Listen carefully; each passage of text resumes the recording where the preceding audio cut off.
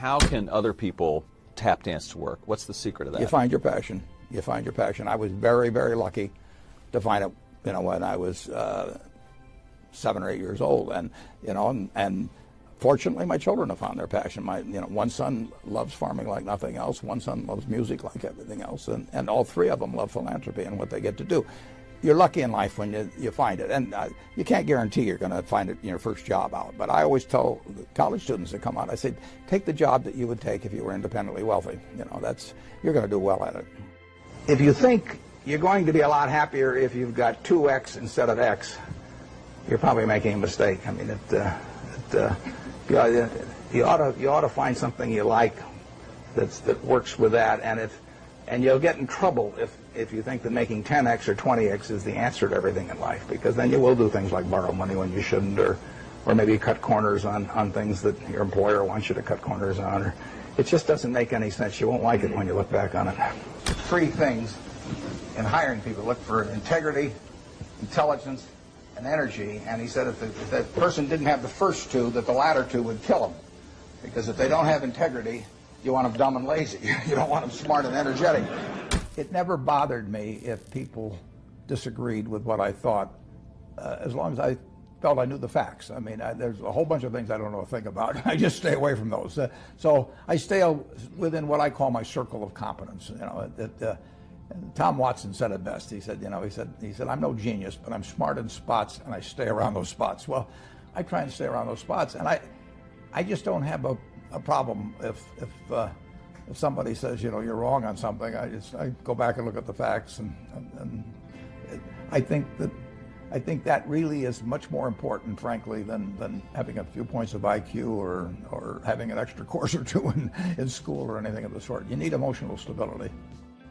I just read and read and read. I probably read 5 to 6 hours a day. I don't read as fast now as when I was younger, but I read 5 daily newspapers. I read a fair number of magazines. I read 10Ks. I read annual reports, and I read a lot of other things too. So I've always enjoyed reading. I love reading biographies.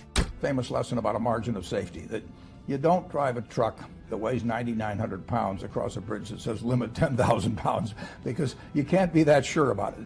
If you see something like that, you go down a little further down the road and you find one that says limit 20,000 pounds, and that's the one you drive across. The nature of capitalism is that people want to come in and take your castle. It's perfectly understandable. I mean, if I'm selling television sets or something, there's going to be 10 other people that are going to try and sell a better television set. If I have a restaurant here in Omaha, people are going to try and copy my menu and give more parking and take my chef and so on. So capitalism's all about somebody coming and trying to take the castle. Now, what you need is a castle that has some durable competitive advantage, some castle that has a moat around it. And that moat, one of the best moats in many respects, is to be a low-cost producer. But sometimes the moat is just having more talent. I mean, if you're the heavyweight champion of the world and you keep knocking out people, you've got a competitive advantage as long as you can keep doing it. And it's very profitable if you're the one that happens to be able to do it. If you can turn out great motion pictures, I mean, Steven Spielberg, I mean, he's a fellow to bet on, and it has enormous economic value. You'd be surprised at my days. I mean, they're very unstructured, no meetings. None. I mean, I don't like meetings, and I read a lot. I wish I were a faster reader. I'd get more done. But I do read a lot, and I'm on the phone a moderate amount. Our businesses run themselves basically out there. My job is allocating capital, and that's what I'm thinking about. But I don't like to have things all packed hour to hour to hour. And Bill and I are both extraordinarily lucky. I mean, we really get to do what we like to do, the way we want to do it, with people that we choose to be around, and they're terrific. I mean, we've really got everything our way, and we're very fortunate. And in his world, he has a different kind of pace than I have, but we both love it the way we do it. And my guess is that we're each the most productive in that particular mode too, because it fits our personalities and aptitudes. What kills great businesses, if you look at, I do believe in looking at history, and I like to study failure, actually. And my partner says all I want to know is where I'll die, so I'll never go there. And we want to see what has caused businesses to go bad. And the biggest thing that kills them is complacency. I mean, you want a restlessness, a feeling that, you know, that somebody's always after you, but you're going to stay ahead of them. You always want to be on the move. And when you've got a great business, you know, like Coca-Cola, which is, there aren't any like Coca-Cola, but you really, the danger would always be that you rest on your laurels. But I see none of that, obviously, at Coca-Cola. But that is the key, to compete the same way when you've got 1.8 billion servings being sold daily as when you were selling, 10 a day. And that restlessness, that belief that tomorrow's more exciting than today, you just have to have it permeate the organization. Who was Ben Graham? He was your primary mentor, model?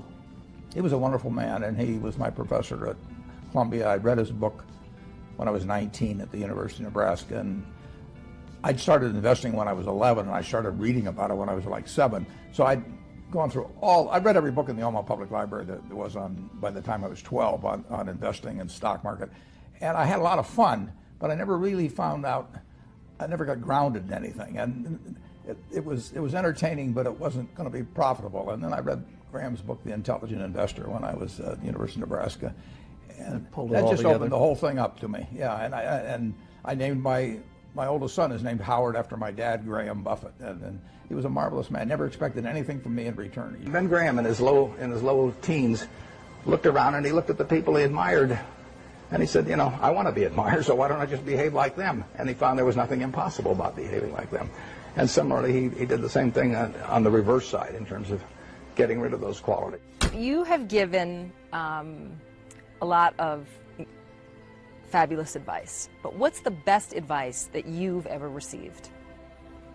Well, I received it in a variety of forms, particularly from my father when I was very young. But I mean, he basically, I think, taught me how to live. Not that I did it perfectly or anything like that, but I mean, he was giving me lessons, but he wasn't doing it by preaching to me. He was doing it by example. But basically, well, the biggest lesson, in a sense, I got is the power of unconditional love. I mean, I think there is no power on earth like unconditional love. And I think that if you offer that to your child, I mean, you're 90% of the way home. And there may be days when you don't feel like it. It's not uncritical love. That's a different animal. But to know you always can come back, I mean, that is huge in life. That takes you a long, long way. And I would say that every parent out there that can extend that to their child at a very young age, it's going to make for a better human being. And you felt like you got that kind of unconditional love from your dad? I absolutely did, yeah. That is a powerful thing. It is a powerful thing.